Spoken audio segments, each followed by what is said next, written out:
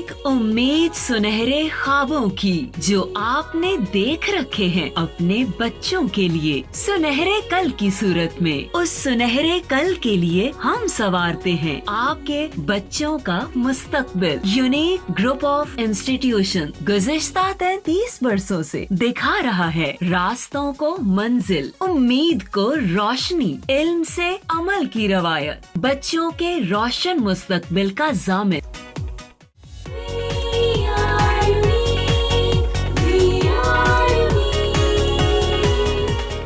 बिस्मिल्लाहिर्रहमानिर्रहीम। अस्सलामु अलैकुम तमाम स्टूडेंट्स, मेरा नाम मोहम्मद तारिक है और आज हम 10th क्लास केमिस्ट्री का लेक्चर नंबर 54 डिस्कस करेंगे। स्टूडेंट्स, हमारा हाइड्रोकार्बन्स वाला चैप्टर चल रहा है जो कि बहुत ही इजी है और इंटरेस्टिंग है, तो उसको साथ साथ आप लोग तैयार भी किया करें और उसकी प्रैक्टिस साथ साथ करते जाएं, क्योंकि इसमें थोड़े बहुत रिएक्शंस हैं, लेकिन रिएक्शंस हैं बहुत इजी, ठीक है, और हैं भी थोड़े थोड़े। इनको साथ साथ करते जाएंगे तो बेटा आपके लिए बहुत फ़ायदा होगा।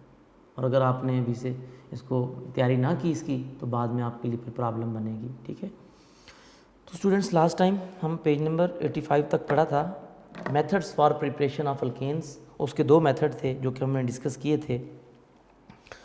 तो आज हम डिस्कस करते हैं फिज़िकल प्रॉपर्टीज़ ऑफ अल्केन्स और कुछ केमिकल रिएक्शंस भी हम इसके डिस्कस करेंगे आज के लेक्चर में, ठीक है। तो फिज़िकल प्रॉपर्टीज़ में आपको पता है ज़्यादातर आमतौर पर फिज़िकल प्रॉपर्टीज़ अल्केन्स की क्या होती हैं, यानी फिज़िकल प्रॉपर्टीज़ में हम ये भी डिस्कस करते हैं उसकी physical states, melting point, boiling point, density, ये चीज़ें हम डिस्कस करते हैं। उसका मॉलिक्यूलर मास, क्लियर, उसकी सॉल्युबिलिटी, ठीक है, इस तरह की चीज़ें हम सारी की सारी इसमें डिस्कस करते हैं। तो उसको लेट्स स्टार्ट करते हैं। इम्पोर्टेंट लॉन्ग क्वेश्चन है ये बेटा, इम्पोर्टेंट लॉन्ग क्वेश्चन, 2 दफ़ा पेपर में आ चुका है लॉन्ग क्वेश्चन बोर्ड में, ठीक है जी। इसके बेटा इसकी फ़िज़िकल प्रॉपर्टीज़ रीड कर देता हूँ मैं, साथ साथ इसकी हेडिंग बनाते जाएं जी। पहले पॉइंट की हेडिंग बेशक बना लें आप, फिज़िकल स्टेट्स। पहले पॉइंट की जो हेडिंग है, पॉइंट नंबर 1, इसकी हेडिंग आप बना लें फिज़िकल स्टेट्स। फिज़िकल प्रॉपर्टीज़ में आपको पता है स्टेट्स होती हैं,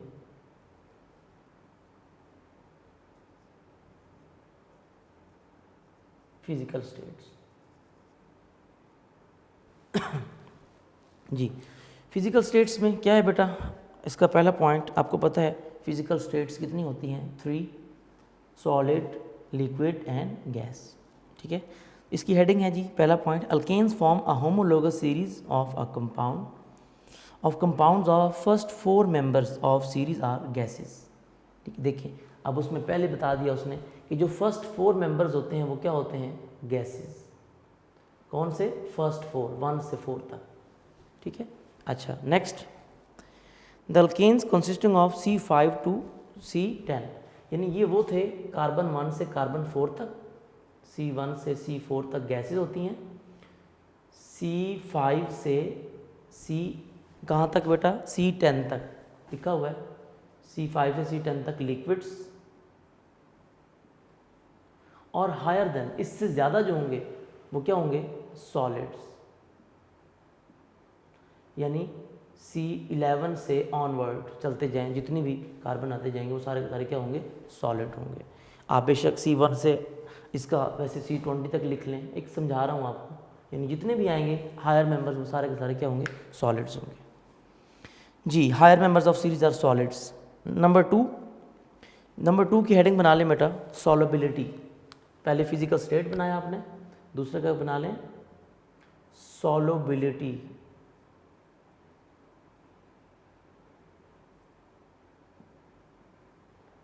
सॉल्युबिलिटी यानी ये सॉल्युबल किस चीज़ में होते हैं बेटा, आपको पता होना चाहिए हाइड्रोकार्बन्स जो हैं ये नॉन पोलर होते हैं, ठीक है।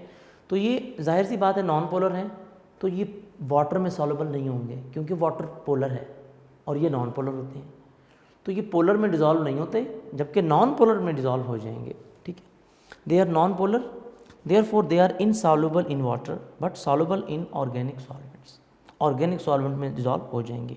Number 3, density. तीसरी हेडिंग बना लें बेटा, डेंसिटी।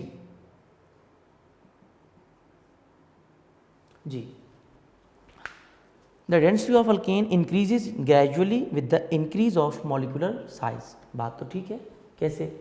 अगर देखें जैसे जैसे कार्बन बढ़ते जाएंगे, ये 4 कार्बन है अगर फॉर एग्जांपल, फिर 5, इनकी डेंसिटी कम होगी, इनकी डेंसिटी ज़्यादा, इसकी डेंसिटी सबसे ज़्यादा। यानी जैसे जैसे नंबर ऑफ कार्बन बढ़ते जाएंगे ग्रेजुअली, तो वैसे वैसे मॉलिक्यूलर मैस भी बढ़ता जाएगा। और मॉलिक्यूलर मैस यानी मैस ज़्यादा हो रहा है, इट मीन्स उसकी डेंसिटी भी इंक्रीज करती जाएगी। Number 4, melting and boiling points. Number 4, melting and boiling points. जी, इनकी मेल्टिंग और बॉइलिंग पॉइंट्स बेटा ये भी जाहिर सी बात है ग्रेजुअली इंक्रीज करेंगे। क्यों? जैसे जैसे नंबर ऑफ कार्बन बढ़ते जाएंगे ग्रेजुअली, सक्सेसिव मेंबर में एक एक कार्बन बढ़ता जाएगा इनके, तो उससे क्या होगा, उसका मॉलिक्यूलर मैस बढ़ेगा, मॉलिक्यूलर साइज बढ़ेगा। जब मॉलिक्यूलर मैस बढ़ेगा तो इसका मतलब क्या होगा कि मैस ज़्यादा हो रहा है, तो उसके मेल्टिंग और बॉइलिंग पॉइंट भी इंक्रीज करते जाएंगे, राइट। क्योंकि जैसे जैसे पहले गैसेज होती हैं, बाद में लिक्विड, बाद में सॉलिड। अगर देखा जाए तो जैसे जैसे कार्बन बढ़ रहे हैं वैसे वैसे अट्रैक्टिव फोर्सेस भी बढ़ रही हैं। जी, the melting and boiling points of alkanes increase regularly with the increase of molecular sizes. This is because of increase of attractive forces between molecules of alkanes. Number 5, viscosity. Viscosity यानी viscous होना, viscosity viscous से है बेटा, यानी जैसे जैसे number of carbon बढ़ते हैं तो वैसे वैसे उनकी विस्कोसिटी बढ़ती है, वो विस्कस होना शुरू हो जाते हैं। पहले विस्कस नहीं होते, फिर आहिस्ता आहिस्ता विस्कस होना स्टार्ट हो जाते हैं। The alkanes become more viscous as their molecular size increases.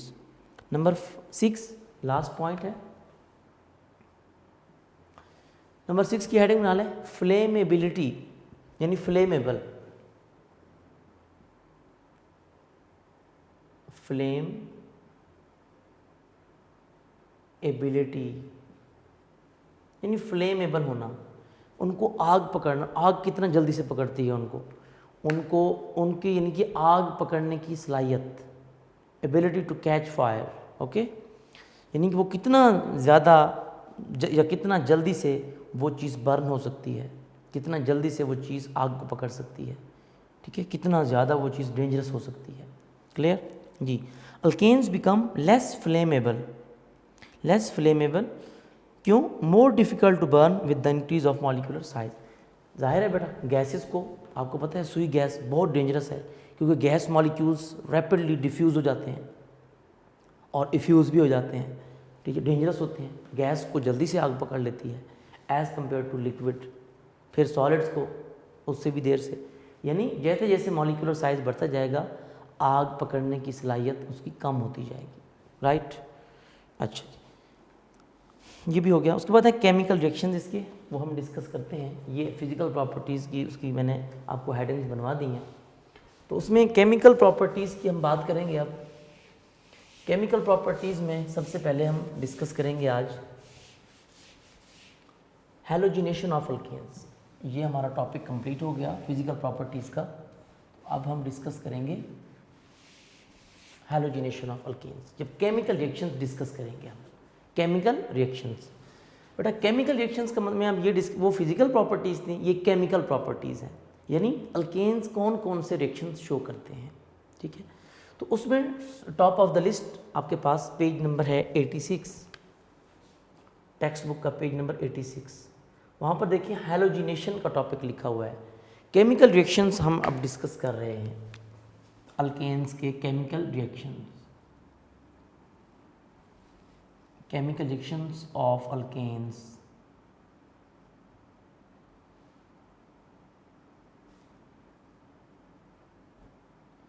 Chemical reactions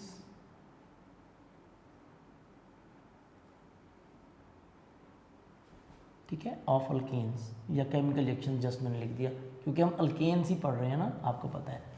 chemical reactions आपको पता है बेटा, ये पैराफिन्स कहलाते हैं अल्केन्स, और इनको लीस्ट रिएक्टिव कहा जाती है, लीस्ट रिएक्टिव होते हैं ना, जिसकी वजह से इनको हम पैराफिन्स भी कहते हैं।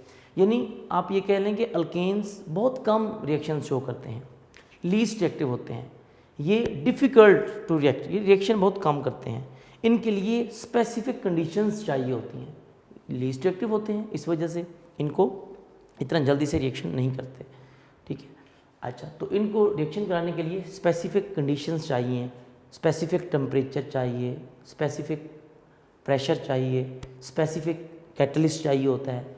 इस तरीके से ये रिएक्शन करते हैं, क्योंकि ये सैचुरेटेड हाइड्रोकार्बन्स होते हैं, इनमें ऑलरेडी सिंगल बॉन्ड होता है, कोई चीज़ ऐड नहीं हो सकती, ठीक है, इस वजह से। खैर, इसका हम रिएक्शन डिस्कस करते हैं। कौन सा? पहला, halogenation of alkanes. Most important long question, बहुत ज़्यादा, तकरीबन हर साल पेपर में ये लॉन्ग क्वेश्चन रिपीट हो रहा है। हैलोजिनेशन ऑफ अल्केन्स, क्लियर बेटा? हैलोजिनेशन ऑफ अल्केन्स क्या है? अब हैलोजिनेशन से तो बात समझ में ये आती है कि हैलोजिनेशन का वर्ड कहाँ से ऐड हुआ? हैलोजन से, यानी एडिशन ऑफ हैलोजन, ये हैलोजन से डिराइव हुआ हैलोजिनेशन। लेकिन नाम से तो यही लग रहा है ना कि एडिशन ऑफ हैलोजन, लेकिन एक बात याद रखना, अल्केन्स में एडिशन नहीं होती। कैसे? अल्केन्स एडिशन रिएक्शन शो कर ही नहीं सकते बेटा। ये देखिए ना, अल्केन्स में कौन सा बॉन्ड होता है? सिंगल। एग्जांपल देता हूँ आपको, फॉर एग्जांपल CH4, अब देखें इसमें मीथेन है, इसमें सारे सिंगल बॉन्ड हैं, यानी इसका स्ट्रक्चर ड्रॉ करता हूँ अब मैं, hydrogen single bond carbon, single bond hydrogen, single bond hydrogen, single bond hydrogen. ये देखिए मीथेन है, सारे सिंगल बॉन्ड है, कार्बन का ऑक्टेट भी कंप्लीट है, ठीक है। इसके बाद इसमें कोई चीज़ ऐड होने की, कोई चीज़ हम ऐड नहीं कर सकते, ऐड होने की कैपेसिटी नहीं है, ऐड होने के लिए स्पेस ही नहीं है। हाँ, अगर डबल बॉन्ड होता उनमें कैपेसिटी होती है कि बॉन्ड तोड़ देंगे, एक्स्ट्रा बॉन्ड तोड़ देंगे। अल्काइन है, ट्रिपल बॉन्ड, उनमें भी कैपेसिटी होती है। डबल बॉन्ड, ट्रिपल बॉन्ड में कैपेसिटी होती है कि ट्रिपल बॉन्ड है तो कोई सा एक बॉन्ड तोड़ के उसमें कोई चीज़ ऐड कर दें, डबल बॉन्ड है तो उसको तोड़ के कोई चीज़ ऐड कर दें। लेकिन जो ऑलरेडी सिंगल बॉन्ड हो, इसमें हम क्या तोड़ेंगे? इसमें कोई चीज़ ऐड नहीं हो सकती। तो आप कह सकते हैं कि जो अल्केन्स हैं, ये मीथेन है चाहे कोई और चीज़ है, ये एडिशन रिएक्शन शो नहीं करते, नो एडिशन, इसमें एडिशन हो ही नहीं सकती, no addition reaction.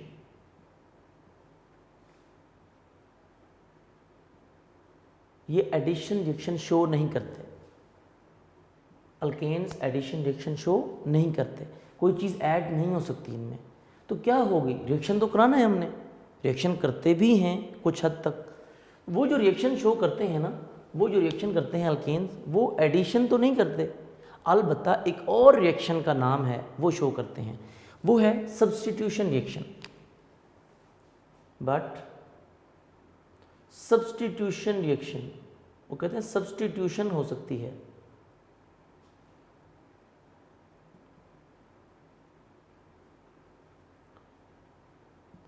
Alkanes only give substitution reaction. अब सब्स्टिट्यूशन मीन, वो कहते हैं कि ये पॉसिबल है कि अलबत्ता इसमें कोई चीज़, नई चीज़ ऐड तो नहीं हो सकती, लेकिन हाँ ये पॉसिबल है कि इसमें से कोई चीज़ हटा दें, यानी सब्स्टिट्यूशन का मतलब होता है रिप्लेसमेंट।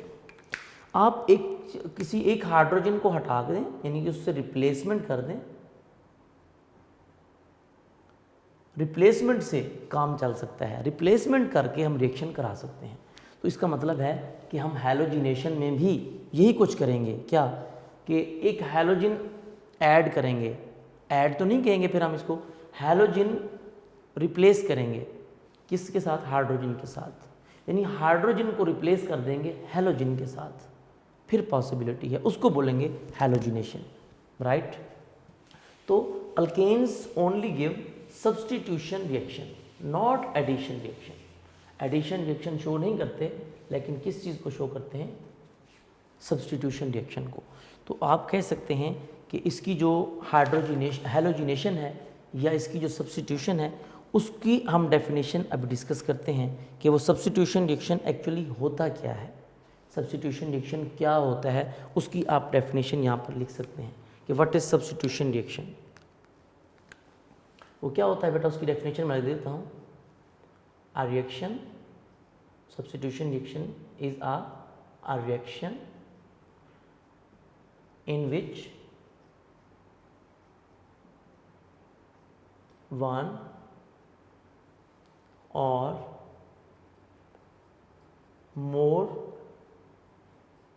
more than one लिख दें, या one or more हाइड्रोजन, ये भी आप लिख सकते हैं, one or more hydrogen atoms या more than one or more hydrogen atoms of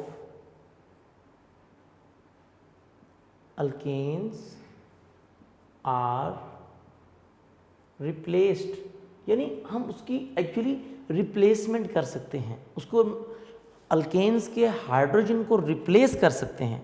ठीक है, किसके साथ, किसी भी दूसरे के साथ, replaced with some other atoms, कि जो अल्केन के हाइड्रोजन है ना उनको रिप्लेस कर दो, क्योंकि ऐड तो कोई चीज़ है हो नहीं सकती उसमें, मैंने आपको बता दिया, क्योंकि ऑलरेडी सिंगल बॉन्ड होते हैं, ऐड होने की कैपेसिटी अल्केन्स में नहीं होती। सब्स्टिट्यूशन हो सकती है, सब्स्टिट्यूट कर दें कि एक चीज़ को हटाकर, एक हाइड्रोजन को हटाकर उसकी जगह कोई और चीज़ ले आएँ, उसकी जगह कोई और एटम ले आएँ। ठीक है, अदर एटम्स वो कौन से हैं, लाइक हैलोजन, यहाँ पर हैलोजिनेशन की बात हो रही है, यानी दूसरा एटम कोई भी हो सकता है, लाइक हैलोजन, हैलोजेंस या हैलोजेंस, हैलोजन लिख दें, कोई भी, यहाँ पर हैलोजिनेशन की बात हो रही है तो ब्रैकेट में हम हैलोजन लाजमी लिखेंगे, यहाँ पर अब लाजमी लिखेंगे, कोई भी एटम हो सकता है वो, some other atoms like halogen. So a reaction in which one or more hydrogen atoms of alkenes are replaced with some other atoms like halogen is called, is known as substitution reaction.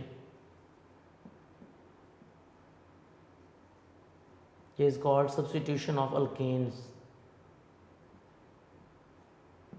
right? ये है बेटा substitution reaction, इसको बोलते हैं कि substitution reaction है ये। Clear, कि अगर आप किसी एक या एक से ज़्यादा हाइड्रोजन, यहाँ पर बात गौर से सुननी है, वन और मोर हाइड्रोजन एटम्स, क्या करना है, किसके, अल्केन्स के, सिंगल बॉन्ड के, रिप्लेस कर देना है, किसके साथ, some other atoms like halogen, उसको बोलेंगे क्या, सब्स्टिट्यूशन रिएक्शन। अब इसको डिटेल में डिस्कस करते हैं। हैलोजिनेशन ऑफ अल्केन्स में अब हम ऐसा रिएक्शन लिखेंगे कि हमारे पास अल्केन्स होंगे। अल्केन्स कौन से होते हैं, जिनमें सिंगल कोवलेंट बॉन्ड होता है, यानी सिंगल कोवलेंट बॉन्ड वाला कोई भी हम एक मॉलिक्यूल लेके आएंगे, उसका रिएक्शन कराएंगे किसके साथ, हैलोजेंस के साथ। हैलोजिनेशन कहाँ से आया, हैलोजेंस। तो फिर देखते हैं कि वो कैसे रिप्लेसमेंट होती है, कैसे सब्स्टिट्यूशन होती है, वो हम डिस्कस करेंगे। तो उसके लिए आपको पता होना चाहिए कि जो अल्केन्स हैं बेटा, अल्केन्स के लिए भी स्पेसिफिक कंडीशंस होती हैं। ये कैसे रिएक्शन करते हैं, ये कब रिएक्शंस करते हैं, वो भी ज़रा डिस्कस कर लेते हैं हम। अल्केन्स, फॉर एग्जांपल, चलें अल्केन्स की मैं एग्जांपल ले लेता हूँ। फॉर एग्जांपल जैसे मीथेन है, मीथेन जो है वो हैलोजेंस के साथ रिएक्शन नहीं करता। हैलोजेंस कोई भी ले लें, चलें क्लोरीन है, डार्क में रिएक्शन नहीं करता, यानी dark mean in the absence of sunlight, dark में नो रिएक्शन, ये रिएक्शन ही नहीं करते। ठीक है, अच्छा, इसके अलावा मीथेन को अगर हम रिएक्शन करवाएं क्लोरीन के साथ, यानी हैलोजन है ये भी, ज़्यादातर जो रिएक्शन होता है ये बेहतर रिएक्शन वो क्लोरीन के साथ होता है, इनका फेयरली रिएक्ट करते हैं। अगर हम इसको रिएक्शन कराएं सनलाइट में, और वो सनलाइट क्या हो, ब्राइट, तेज़ रोशनी हो, तेज़ धूप में, ब्राइट सनलाइट, तो एक्सप्लोजिव रिएक्शन होता है, एक्सप्लोजिवली रिएक्ट करते हैं, एक्सप्लोजिवली रिएक्शन होगा, एक्सप्लोजिवली रिएक्ट करते हैं। लेकिन अगर हम इन्हीं अल्केन्स को यानी मीथेन को रिएक्शन करवाएं हैलोजेंस के साथ, इसमें डिफ्यूज्ड सनलाइट में, डिफ्यूज्ड सनलाइट यानी सूरज की मध्यम रोशनी हो, तेज ना हो, डिफ्यूज्ड सनलाइट में, तो क्या होगा, फिर रिएक्शन हो जाएगा, रिएक्शन होगा और वो सीरीज ऑफ रिएक्शन होगा, सीरीज ऑफ रिएक्शंस, और उसमें आपको इंपॉर्टेंट प्रोडक्ट्स मिलेंगे, यानी आपको अच्छी अच्छी चीज़ें मिलेंगी, इंपॉर्टेंट प्रोडक्ट्स मिलेंगे उसमें से, राइट। तो देखते हैं कैसे रिएक्शन होता है। यानी डार्क में तो ये रिएक्शन ही नहीं करते हैलोजन के साथ, ये उसकी कुछ कंडीशंस थी, क्योंकि मैंने आपको बताया कि अल्केन्स पहली बात तो रिएक्शन नहीं करते, और अगर रिएक्शन करते हैं तो उसके लिए स्पेसिफिक कंडीशन चाहिए होती है, राइट। चलिए जी, हैलोजिनेशन ऑफ अल्केन्स में पहले हम ये देखते हैं कि अगर इसको रिएक्शन कराया जाए किसमें, डिफ्यूज सनलाइट में, तो पहले मैं डिफ्यूज सनलाइट का रिएक्शन लिखता हूँ, ब्राइट सनलाइट का रिएक्शन बाद में लिखेंगे, ब्राइट सनलाइट में रिएक्शन इसका बाद में लिखेंगे,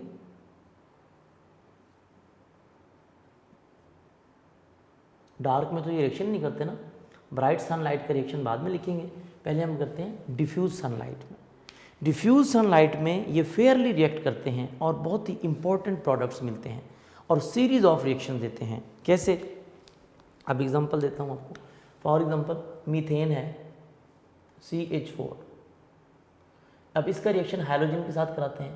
बेटा आपको पता होना चाहिए हैलोजेंस भी मॉलिक्यूलर फॉर्म में होते हैं, मॉलिक्यूलर फॉर्म में। तो यहाँ पर आपकी बुक में जो रिएक्शंस दिए गए हैं वो क्लोरीन के साथ है, chlorine, fluorine, chlorine, bromine, iodine, ये सारे हैलोजेंस हैं ना।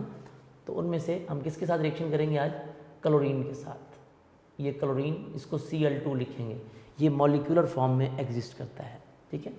जब क्लोरीन का रिएक्शन कराएंगे डिफ्यूज सनलाइट में तो क्या होगा बेटा, रिप्लेसमेंट होगी, क्योंकि एडिशन तो हो नहीं सकती। कैसे होगी वो भी साथ साथ डिस्कस करूँगा। देखिए हमारे पास यानी कि मीथेन है ना, मीथेन का स्ट्रक्चर बेटा ये होता है, देखें ये सारे सिंगल बॉन्ड होते हैं, ये देखें hydrogen, hydrogen, hydrogen, hydrogen, right, ये मीथेन है। अब इसमें से क्या करना है, हमने क्लोरीन ऐड करना है, लेकिन वो ऐड तो नहीं होगा, रिप्लेसमेंट होगी, सब्स्टिट्यूशन होगी। कैसे होगी, अब कार्बन के 4 बॉन्ड ऑलरेडी पूरे हैं, अब उससे ये हो सकता है कि हम एक हाइड्रोजन को हटा दें और उसकी जगह एक हैलोजन लगा दें। जितने हाइड्रोजन हटाएंगे उतने ही हैलोजन और लगाएंगे। कितने क्लोरीन है, 2 क्लोरीन में से एक क्लोरीन इधर आ जाएगा, यानी कि हाइड्रोजन को हटाकर उसकी जगह क्या लगा दिया, क्लोरीन। दूसरा क्लोरीन कहाँ जाएगा, दूसरा क्लोरीन यहाँ से हमने हाइड्रोजन हटाया था ना, ये हाइड्रोजन था और हमारे पास ये 2 क्लोरीन थे, एक क्लोरीन ये है और दूसरा क्लोरीन ये है। जो हाइड्रोजन यहाँ से हटाएंगे वो हाइड्रोजन एक क्लोरीन के साथ मिलकर HCl बना देगा। क्या बना देगा, HCl, यानी यहाँ से एक हाइड्रोजन, यहाँ से एक हैलोजन, क्लोरीन मिलकर क्या बना देंगे, HCl, हाइड्रोक्लोरिक एसिड या हाइड्रोजन क्लोराइड, ये बना देगा, राइट। और क्या होगा, एक हाइड्रोजन हमने हटाया, जब हमने एक हाइड्रोजन हटा लेंगे तो बाकी क्या बच जाएगा, देखें ज़रा, बच जाएगा CH3। अब CH3 और साथ एक क्या आ जाएगा, क्लोरीन।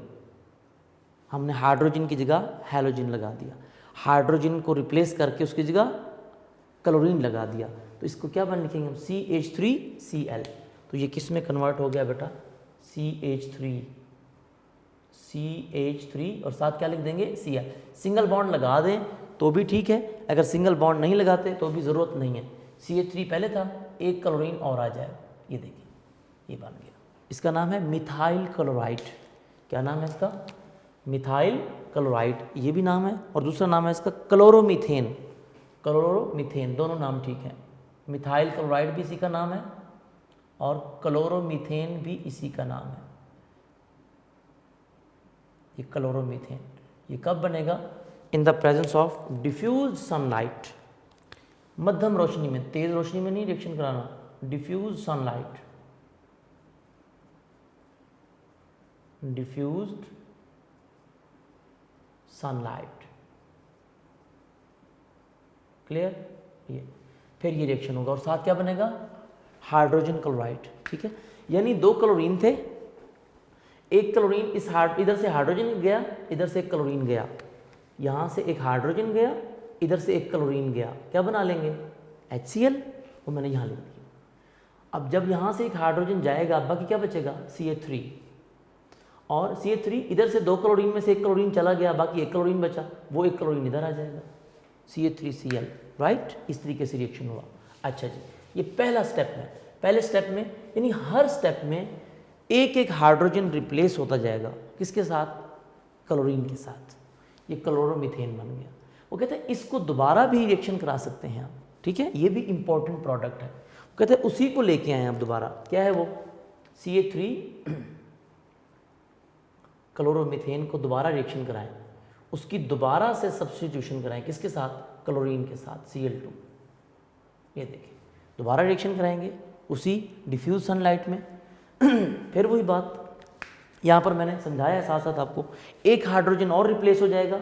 ये देखिए, जब एक हाइड्रोजन और हटाएंगे उसकी जगह क्या आएगा, क्लोरीन, तो ये क्या बन जाएगा, CH2Cl2।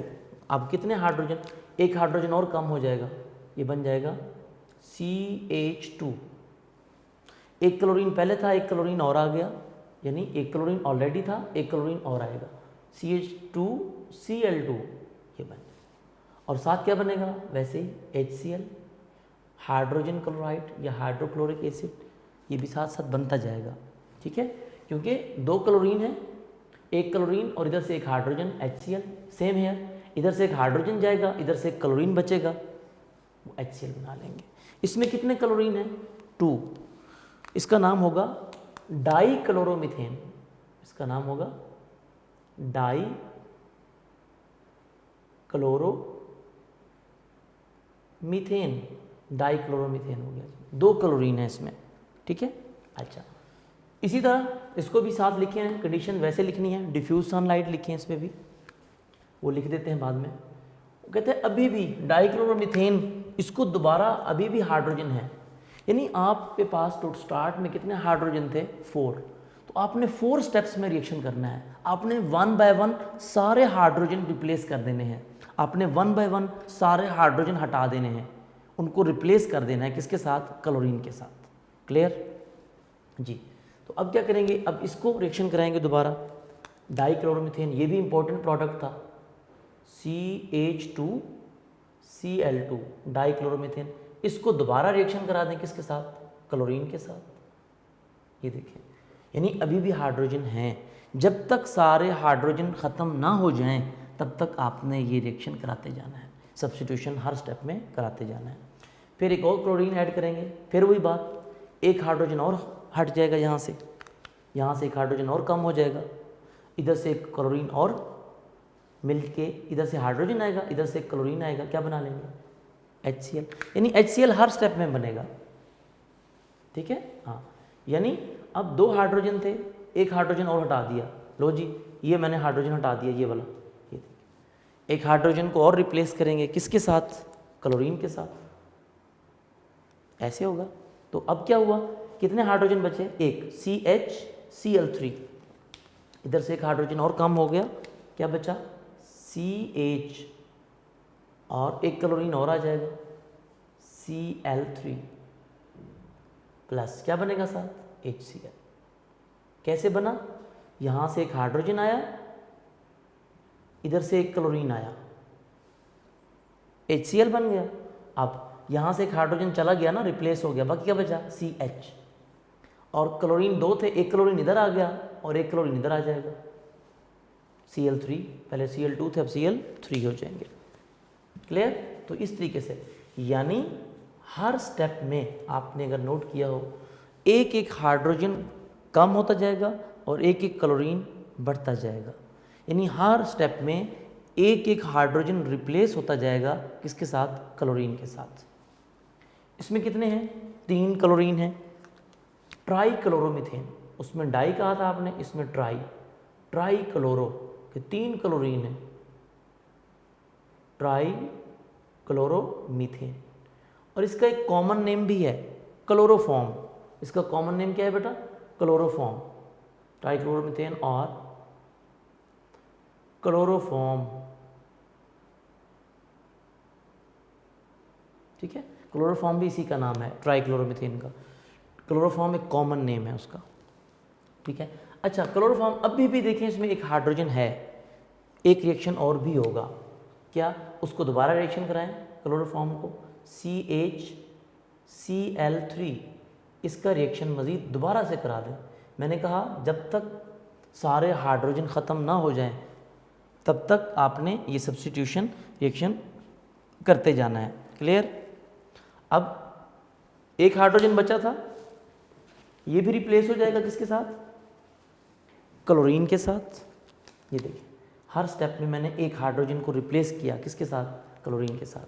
अब क्या बन गया, CCl4, कार्बन टेट्राक्लोराइड बन गया। यानी एक हाइड्रोजन था, यहाँ से एक हाइड्रोजन, यहाँ से एक क्लोरीन, क्या बना देंगे, HCl, और इधर से सारे हाइड्रोजन क्या हो जाएंगे अब ख़त्म, C कार्बन बचा और Cl3 पहले था, एक क्लोरीन और आ जाएगा, Cl4, CCl4 carbon tetrachloride plus साथ क्या बनेगा, HCl, हाइड्रोजन क्लोराइड। यानी अगर ये गैसियस फॉर्म में हो तो इसको बोलते हैं हाइड्रोजन क्लोराइड गैस, और अगर ये लिक्विड फॉर्म में हो तो हम इसको बोलते हैं हाइड्रोक्लोरिक एसिड, क्लियर। इसका नाम क्या होगा, इसको हमने बोला था ट्राइक्लोरोमीथेन, इसको बोलेंगे हम टेट्राक्लोरो, टेट्रा मीन 4, टेट्राक्लोरो, क्योंकि अब 4 क्लोरीन आ गए हैं, टेट्राक्लोरोमीथेन। मीथेन का वर्ड सब में आएगा, क्यों, क्योंकि एक कार्बन वाले का नाम मीथेन होता है, तो कार्बन तो एक ही है सब में, देखें इधर भी एक कार्बन है, इधर भी, इधर भी, इधर भी। टेट्राक्लोरोमीथेन का एक कॉमन नेम भी है, और कार्बन टेट्राक्लोराइड, आपको याद होगा 9th में भी पढ़ा था आपने, कार्बन टेट्राक्लोराइड। ये कार्बन टेट्राक्लोराइड इसका कॉमन नेम है, जबकि रियल नेम इसका टेट्राक्लोरोमीथेन है, राइट। तो देखें, अब देखें कोई हाइड्रोजन बचा नहीं, अब देखें सारे के सारे इसमें जो थे हमारे पास हाइड्रोजन रिप्लेस हो गए। अब CCl4 बचा है, अब इसको फर्दर अगर आप रिएक्शन कराना भी चाहें CCl4 को, नहीं हो सकता, क्यों, क्योंकि सारे हाइड्रोजन रिप्लेस हो गए हैं किसके साथ, हेलोजन के साथ, यानी क्लोरीन के साथ, ठीक है। तो आप कह सकते हैं कि ये जो रिएक्शन था ये था डिफ्यूज सनलाइट में, डिफ्यूज सनलाइट में। आपकी बुक में सिर्फ पहले के ऊपर डिफ्यूज लिखा है, बाकियों पे नहीं लिखा, आप लिख दें तो बेहतर है, ना लिखें कोई इशू नहीं है, लिख दें तो बेहतर है। कुछ बुक्स में नहीं लिखा हुआ, डिफ्यूज नहीं लिखा हुआ, जस्ट सनलाइट लिखा हुआ है, ठीक है। टेक्स्ट बुक में जैसे लिखा हुआ है आप उसको फॉलो कर सकते हैं, लेकिन अगर डिफ्यूज सनलाइट लिखें तो भी ठीक है, क्लियर। तो हर रिएक्शन में देखें क्या हुआ, हर स्टेप इसमें देखें CH4, 4 हाइड्रोजन थे, एक एक हाइड्रोजन कम करना है, एक एक क्लोरीन साथ लगाना है। देखिए CH4 था, इसमें से एक हाइड्रोजन कम करें CH3, एक क्लोरीन लगा दें Cl। अब इसी को लेके आना है, जो चीज़ बने उसी को लेके आना है, इसी को लेके आए CH3Cl, फिर क्लोरीन ऐड करें, एक हाइड्रोजन और हटा दें CH2, एक क्लोरीन और बढ़ा दें Cl2, राइट। अब इसी को लेके आ जाएं, इससे दोबारा रिएक्शन वही कराएं, इसमें एक हाइड्रोजन और कम कर दें, एक हाइड्रोजन और हटा दें CH, एक क्लोरीन बढ़ा दें Cl3, सेम इसी को लेके आए हम, इसमें फिर रिएक्शन कराएं, इसमें एक हाइड्रोजन और हटा दें C, एक क्लोरीन बढ़ा दें Cl4। यानी आप इस तरफ देखना है आपने, हर स्टेप में एक एक हाइड्रोजन कम होता जाएगा और एक एक क्लोरीन बढ़ता जाएगा, क्लियर। कैसे, इसमें देखें CH3, इधर CH2, एक हाइड्रोजन कम, एक क्लोरीन, Cl1, एक क्लोरीन था यहाँ 2, फिर इसमें देखें CH2 था, एक हाइड्रोजन कम कर दिया CH, एक क्लोरीन बढ़ा दिया Cl3, फिर इसमें देखें कितने थे CH, C वैसे के वैसे, एक हाइड्रोजन था ये भी हटा दिया, एक क्लोरीन बढ़ा दिया Cl4, सब के साथ HCl लिख दें। सबके साथ जब आप HCl लिख देंगे तो आपको बात क्लियर, यानी हाइड्रोक्लोरिक एसिड सब में आएगा, ठीक है। जो प्रोडक्ट बनेगा उसी को आगे लेके आना है, तो इनके नेम भी मैंने बता दिए। तो देखिए ये सीरीज ऑफ रिएक्शन है, और कितने स्टेप्स में रिएक्शन हुआ है, 4 स्टेप्स में, ठीक है ना। कितने स्टेप्स में रिएक्शन हुआ है, 4 स्टेप्स में। यहाँ पर मैं लिख देता हूँ, ये जो हमारा रिएक्शन होता है वो कितने स्टेप्स में कंप्लीट होता है, 4 स्टेप्स में, ये MCQs भी आ सकता है, 4 स्टेप्स में रिएक्शन होता है। और ये सारे इंपॉर्टेंट प्रोडक्ट्स थे हमारे पास, ठीक है। नंबर फर्स्ट स्टेप में ये रिएक्शन हुआ, सेकंड स्टेप में ये रिएक्शन हुआ, थर्ड स्टेप में ये प्रोडक्ट बना, और फोर्थ में हमारे पास ये प्रोडक्ट बना। क्लियर? इस तरीके से ये था डिफ्यूज सनलाइट में। और अगर इसको ब्राइट सनलाइट में रिएक्शन करा दें तो क्या होगा, फिर आपको ये इंपॉर्टेंट चीज़ें नहीं मिलेंगी, आपको इंपॉर्टेंट प्रोडक्ट्स नहीं मिलेंगे, एक्सक्लूसिवली एक ही स्टेप में रिएक्शन हो जाएगा। और ये डेंजरस रिएक्शन होता है। कैसे? अभी मैं आपको समझा देता हूँ। रिएक्शन किसके साथ कराना है? मीथेन के साथ, यानी अल्केन। जी देखें, मीथेन है हमारे पास CH4। अब इसका रिएक्शन कराना है जी किसके साथ? हैलोजन के साथ, यानी क्लोरीन के साथ। लेकिन किसमें? इन the presence of bright sunlight.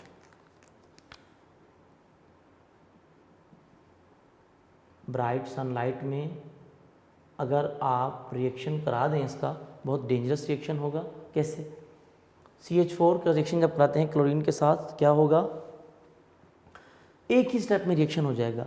Methane फ़ौरन ही एक्सप्लोसिवली रिएक्ट करके ख़त्म हो जाएगी।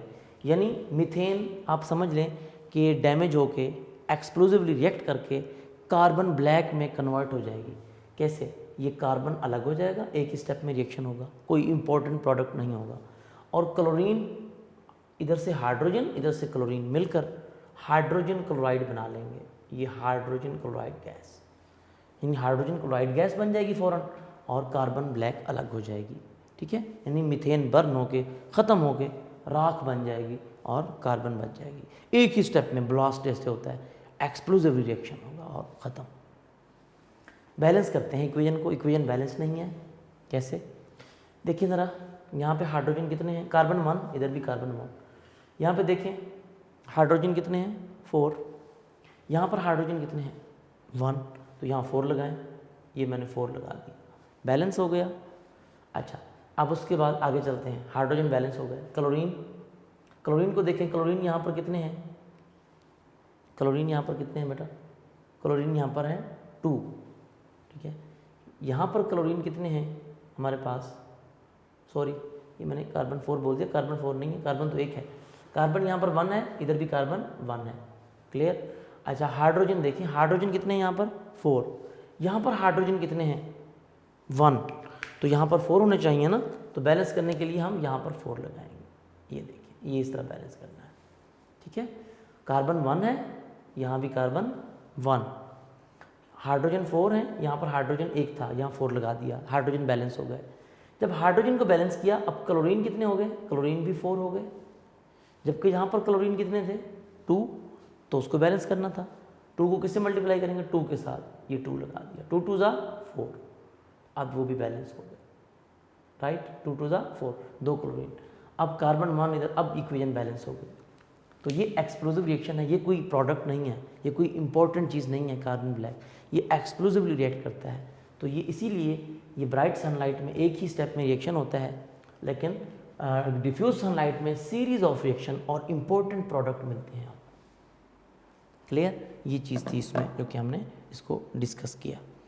अच्छा, उसके बाद हमारे पास नेक्स्ट जो हमारे रिएक्शंस आ रहे हैं वो है हमारे पास दूसरी, नहीं, एक तो केमिकल रिएक्शन हमने ये पढ़ा इसका कि हैलोजिनेशन कैसे होती है, और दूसरा हम इसका रिएक्शन जो है वो करने लगे हैं combustion.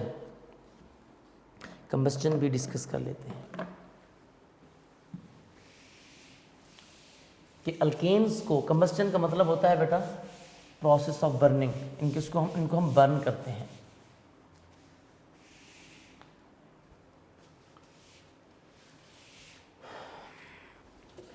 Combustion mean process of burning, यानी बर्निंग प्रोसेस है, वो भी बड़ा ही इम्पोर्टेंट रिएक्शन है। ये भी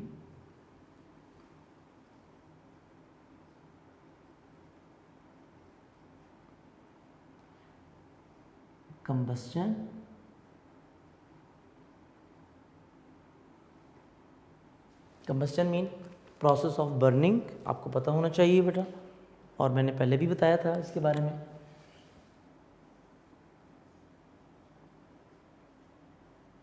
प्रोसेस ऑफ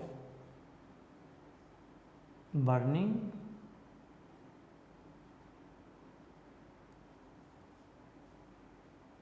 ठीक है। अच्छा, वो कहते हैं कि जो अल्केन्स हैं ना, इनको हम बर्न भी कर सकते हैं, इनकी कंबस्चन भी होती है। ठीक है, कैसे?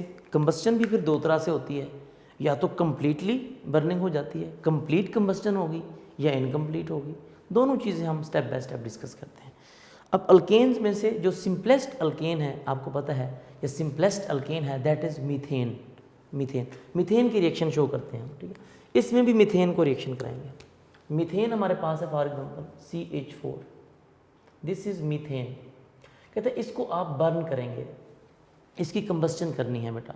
आपको पता है सुई गैस को हम घर में यूज़ करते हैं डोमेस्टिक पर्पसेस के लिए, घर में खाना पकाने के लिए, कुकिंग पर्पस के लिए। और इसकी एक फॉर्म है CNG, कंप्रेस्ड नेचुरल गैस। उसको आपको पता है, उसको भी फ्यूल के तौर पे यूज़ करते हैं हम, ठीक है। जो फ्यूल के तौर पे यूज़ होती है, यानी हम आप कह सकते हैं कि इसको मीथेन को बर्न करते हैं फ्यूल के तौर पे। जब इसको हम बर्न करते हैं तो बर्निंग किसकी प्रेजेंस में होती है? इन the presence of oxygen, O2। याद रखिएगा, जब भी कंबस्चन लिखेंगे किसी चीज़ की, या जब भी आप उसकी बर्निंग लिखेंगे, तो किसकी प्रेजेंस में होगी? ऑक्सीजन की।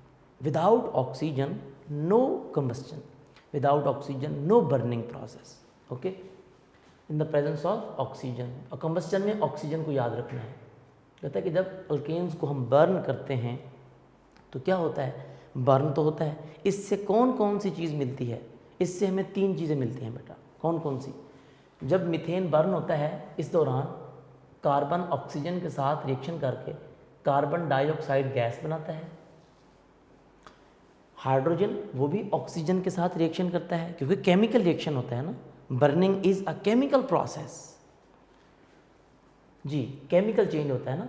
अच्छा, तो इस दौरान वाटर वेपर्स भी बनते हैं, H2O, यानी वाटर के मॉलिक्यूल्स भी बन रहे होते हैं, लेकिन हमें नज़र नहीं आ रहे होते। क्यों? क्योंकि टेम्परेचर इतना हाई होता है, तो इसीलिए वो वाटर वेपर्स हमें नज़र नहीं आते। इसकी एग्जांपल मैं ऐसे दूँ आपको पता है हमारे सराउंडिंग में वाटर वेपर्स हैं। अब वाटर वेपर्स हैं, हमें दिखाई तो नहीं देते ना। क्यों? पहली बात, एक तो सराउंडिंग का टेम्परेचर है, दूसरी बात उनकी क्वांटिटी बहुत कम है, इस वजह से सेम है। और इसके साथ साथ आपको पता होना चाहिए अलॉट ऑफ हीट एनर्जी, बहुत ज़्यादा हीट एनर्जी मिलती है जब हम बर्न करते हैं गैस को, सुई गैस को। आपको पता है हमें क्या मिलती है? अलॉट ऑफ हीट एनर्जी आप कह सकते हैं, हमें हीट मिलती है। यानी वो हीट भी क्या है? एक किस्म की एनर्जी है। अलॉट ऑफ हीट एनर्जी, बहुत ज़्यादा हीट एनर्जी मिलती है। बैलेंस करते हैं अब इक्वेशन को। कैसे बैलेंस करने का तरीका वैसे पहले बताया था, स्टार्ट से देखें। कार्बन इधर 1 है, इधर भी 1, ठीक है। हाइड्रोजन देखिए यहाँ पर कितने हैं? 4, यहाँ पर कितने हैं? 2। बैलेंस करने के लिए यहाँ पर 2 लगा दें, ये 2H2। हाइड्रोजन बैलेंस हो गए। अब ऑक्सीजन को देखें, ऑक्सीजन यहाँ पर कितने हैं? 2। यहाँ पर देखें 2 यहाँ पे हैं और 2 यहाँ पे हैं, 4 वहाँ पर, यानी राइट साइड पे 4 ऑक्सीजन है, जबकि लेफ्ट साइड पे कितने हैं? 2। तो इसको बैलेंस करने के लिए हम यहाँ पे क्या लगाएंगे? 2। अब इक्वेशन बैलेंस हो गई।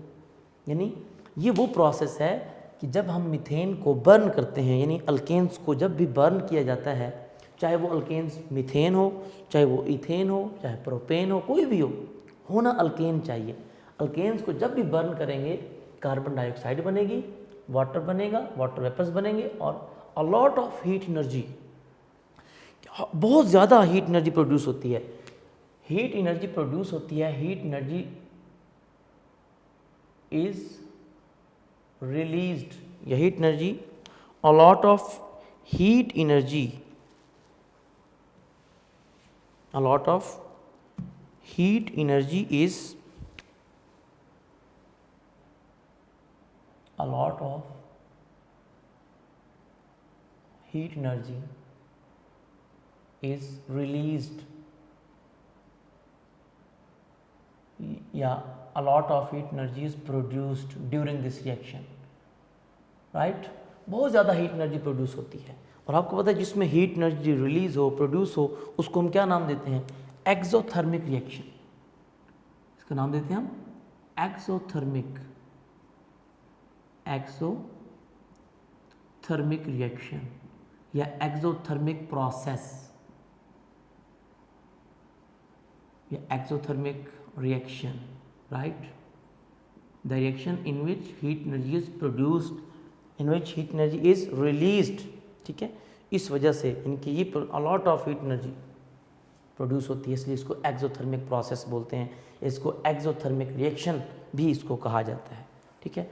अच्छा, बहुत ज़्यादा हीट एनर्जी प्रोड्यूस होती है, इसी वजह से एक्सोथर्मिक प्रोसेस होने की वजह से कि अल्केन्स को यूज़ किया जाता है, alkane is used as fuel, fuel के तौर पे इसको हम यूज़ करते हैं। ये तब है जब उसकी कंबस्टन प्रॉपरली हो रही हो, कंप्लीट कंबस्टन हो रही हो जब। लेकिन आपने गौर किया होगा इसमें इसको कंबस्टन होने के लिए यानी मीथेन को बर्न होने के लिए क्या चाहिए, जितने मॉलिक्यूल मीथेन के होते हैं उससे डबल क्वांटिटी में क्या चाहिए होती है, ऑक्सीजन चाहिए होती है। यानी इसकी अगर रेशो देखें आप, क्या रेशो है, 1:2, 1 और 2 की रेशो है, 1:2, क्लियर, 1 और 2 की रेशो है। यानी जितनी क्वांटिटी मीथेन की होगी उससे डबल क्वांटिटी किसकी होगी, ऑक्सीजन की, फिर तो कंप्लीट कंबस्टन होगी। अगर ऑक्सीजन की सप्लाई में रेशो कम हो गई, यानी कि डबल रेशो नहीं है, 1 और 2 की रेशो नहीं है, यानी जितना क्वांटिटी अल्केन की है उससे डबल ऑक्सीजन नहीं है अवेलेबल, तो फिर कंप्लीट कंबस्टन नहीं होगी। फिर क्या होगा, फिर इनकम्प्लीट कंबस्टन होगी। क्या होगी, इनकम्प्लीट कंबस्टन। तो उसको भी डिस्कस कर लेते हैं कि इनकम्प्लीट कंबस्टन क्यों होती है और कब होती है। इनकम्प्लीट कंबस्टन उसको हम डिस्कस कर लेते हैं। वो तब होती है ना जब ऑक्सीजन की सप्लाई लिमिटेड हो, जब ऑक्सीजन की सप्लाई कम हो जाए, ऑक्सीजन अवेलेबल ना हो, राइट। तो मैंने आपको समझा दिया सारा कि ये एक्सोथर्मिक रिएक्शन होता है और a lot of heat energy produce होती है, इसलिए इसको फ्यूल के तौर पे यूज़ करते हैं। ये कंप्लीट कंबस्टन थी। अब इनकम्प्लीट कंबस्टन कब होगी, when there is a limited supply of oxygen, right.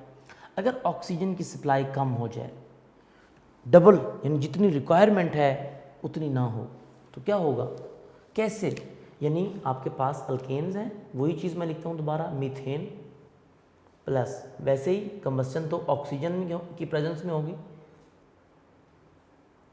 अब क्या होगा, वो कहता है कि अब अगर जितनी क्वांटिटी मीथेन की है उससे डबल क्वांटिटी ऑक्सीजन की ना हो, 1 और 2 की रेशो ना हो, तो क्या होगा। उसने एग्जांपल दी है, वो कहता है फॉर एग्जांपल, आप इसको याद रखना है आपने, यहाँ पर 1:2 की रेशो थी, वो कहते हैं फॉर एग्जांपल आपके पास अब 3 मॉलिक्यूल हैं, किसके, मीथेन के। तो इसकी रिक्वायरमेंट क्या है, अगर 3 मॉलिक्यूल मीथेन के हैं तो इससे डबल ऑक्सीजन होना चाहिए। डबल ऑक्सीजन क्या बनेगा, 3 का डबल करें क्या बनेगा, 6। अगर 6 ऑक्सीजन मिले फिर तो कंप्लीट कंबस्टन होगी, फिर तो ये चीज़ें बनेंगी, फिर तो कार्बन डाइऑक्साइड बनेगा और वाटर वेपर्स बनेंगे और अलॉट ऑफ हीट एनर्जी बनेगी। लेकिन अगर ऐसा नहीं है, यानी कि जितनी ऑक्सीजन चाहिए थी उतनी नहीं है, फॉर एग्जांपल 6 रिक्वायरमेंट है लेकिन 6 मॉलिक्यूल ऑक्सीजन के नहीं हैं, तो 6 की बजाय कितने हैं, 4 हैं, 6 की बजाय कितने हैं, 4 हैं, तो क्या होगा, अब कंप्लीट कंबस्टन नहीं होगी। क्यों, क्योंकि 3 और 4 की रेशो को देखें, अगर 3 को 4 पे डिवाइड करें तो ये 1:2 नहीं बनता, यानी इन 2 की रेशो अगर आप देखें 3-4 की रेशो, तो ये डबल रेशो नहीं है, लाइक दिस, इस किस्म की रेशो नहीं है। 3 का डबल 4 होता है ना, तो यहाँ पर लेकिन 3-4 की रेशो है। अगर 3-6 की रेशो होती फिर तो ठीक था, लेकिन ऑक्सीजन की सप्लाई लिमिटेड है, ऑक्सीजन की क्वांटिटी कम है, तो इसलिए कंप्लीट कंबस्टन नहीं होगी।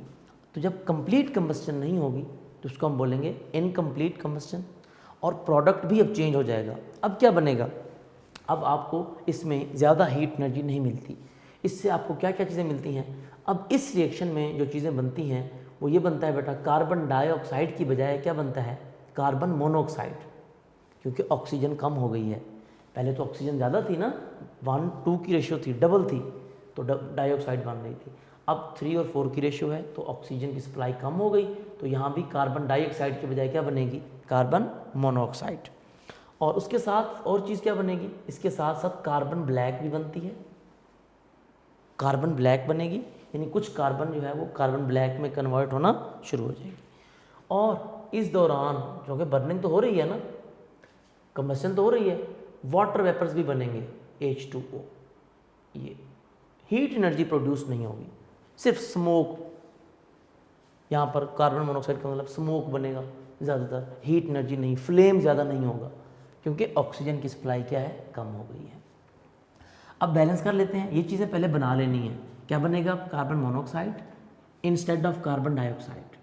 अब इसकी बजाय कार्बन मोनोऑक्साइड बनेगी, कार्बन ब्लैक जिसको आप कोक बोलते थे वो बनेगी, और वाटर वेपर्स बनेंगे, हीट एनर्जी प्रोड्यूस नहीं होगी। अब बैलेंस कर लेते हैं, कैसे?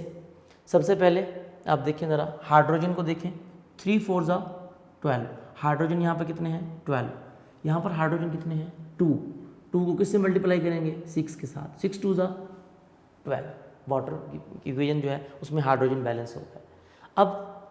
अब देखते हैं जी, अब ऑक्सीजन को बैलेंस कर लें।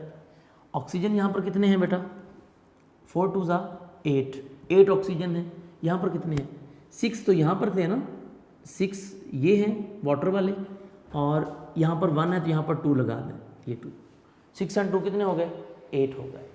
क्लियर? तो 2 यहाँ पे लगा दिया ऑक्सीजन, और 6 ऑलरेडी थे, 6 और 2 8, ऑक्सीजन भी क्या हो गया बैलेंस। जब ऑक्सीजन को बैलेंस करेंगे बाकी सारी चीज़ें यहाँ पे क्या हो जाएंगी बैलेंस। कार्बन को देखें, अब कार्बन कितने हैं यहाँ पर 3, यहाँ भी देखें 2 यहाँ पर हैं और 1 यहाँ पर है, कार्बन भी क्या है 3। तो अब कार्बन डाइऑक्साइड की बजाय क्या है हमारे पास, carbon monoxide. This is carbon monoxide, carbon monoxide, ये कार्बन मोनोऑक्साइड है। This is carbon black, carbon black, ये कार्बन ब्लैक है, सी जिसको हमने कोक बोलते हैं आमतौर पे, ठीक है, और वाटर वेपर्स बन गए। तो इस दौरान देखें हीट एनर्जी प्रोड्यूस नहीं हुई, तो ये इनकम्प्लीट कंबस्शन थी। जो कार्बन मोनोऑक्साइड बनी है ना, ये बहुत ज़्यादा डेंजरस है, ये बहुत ज़्यादा टॉक्सिक होती है और डेंजरस होती है। कार्बन मोनोऑक्साइड कॉजेज सफोकेशन, अगर हम इसको इनहेल कर लें या मिस्टेकनली ये इनहेल हो जाए, इट कॉजेज सफोकेशन, दम घुटने लगता है। सफोकेशन कॉजेज अल्टीमेटली डेथ, और इससे डेथ भी हो सकती है, और डेथ हो जाती है इससे, कार्बन मोनोऑक्साइड से। कार्बन डाइऑक्साइड डेंजरस इतना नहीं है, लेकिन कार्बन मोनोऑक्साइड बहुत ज़्यादा आप कह सकते हैं कि पॉइजनस है, डेंजरस है, इट कॉजेज सफोकेशन और अल्टीमेटली डेथ। तो ये थी यानी कि इसकी कंप्लीट कंबस्शन और इनकम्प्लीट। मैंने आपको इसमें क्या कॉन्सेप्ट दिया, जितनी क्वांटिटी मीथेन की होनी चाहिए उससे डबल क्वांटिटी ऑक्सीजन की होनी चाहिए, यानी इसका 1 मॉलिक्यूल है तो इसके 2 मॉलिक्यूल होने चाहिए, फिर तो कंप्लीट कंबस्शन होगी। अगर ऐसा नहीं हुआ, यानी कि 3 है, अगर 3 मॉलिक्यूल मीथेन की हैं तो इसका डबल क्या होना चाहिए था 6, लेकिन नहीं है, डबल क्वांटिटी ऑक्सीजन की अवेलेबल नहीं है, लिमिटेड सप्लाई है ऑक्सीजन की, कम हो गई है, यानी 6 की बजाय 3 4 हो गई है। यहाँ 6 होने चाहिए थे मॉलिक्यूल ऑक्सीजन के, लेकिन अवेलेबल नहीं है, 4 आ गए हैं, लिमिटेड हो गई है क्वांटिटी। तो अब कार्बन डाइऑक्साइड के बजाय कार्बन मोनोऑक्साइड बनेगी, और कार्बन ब्लैक भी साथ बनेगी, और वाटर वेपर्स बनेंगे, इसमें अलॉट ऑफ हीट प्रोड्यूस नहीं होगी। कार्बन मोनोऑक्साइड डेंजरस है, इसीलिए हम कहते हैं बेटा कि ये इसकी कंबस्शन थी। तो मीथेन गैस के हमने आज 2 रिएक्शन पढ़े, एक तो उसकी हैलोजिनेशन डिस्कस की हमने, और दूसरा उसकी कंबस्शन डिस्कस की है। हैलोजिनेशन अलग से क्वेश्चन था और कंबस्शन का अलग से, इसमें से ज़्यादातर शॉर्ट क्वेश्चन बनते हैं, ठीक है। तो ये था हमारा बेटा आज का इम्पोर्टेंट टॉपिक, इजी था, छोटे छोटे रिएक्शन थे, छोटे छोटे पॉइंट्स थे जो कि हमने इसमें आज डिस्कस किए। आपने इसकी सही तरीके से प्रैक्टिस करनी है, ठीक है, इसको तैयार करना है। बहुत इंपॉर्टेंट चीज़ें थी आज की जो हमने डिस्कस की हैं, तो इसको तैयार कीजिएगा और अपना बहुत सारा ख्याल रखिएगा।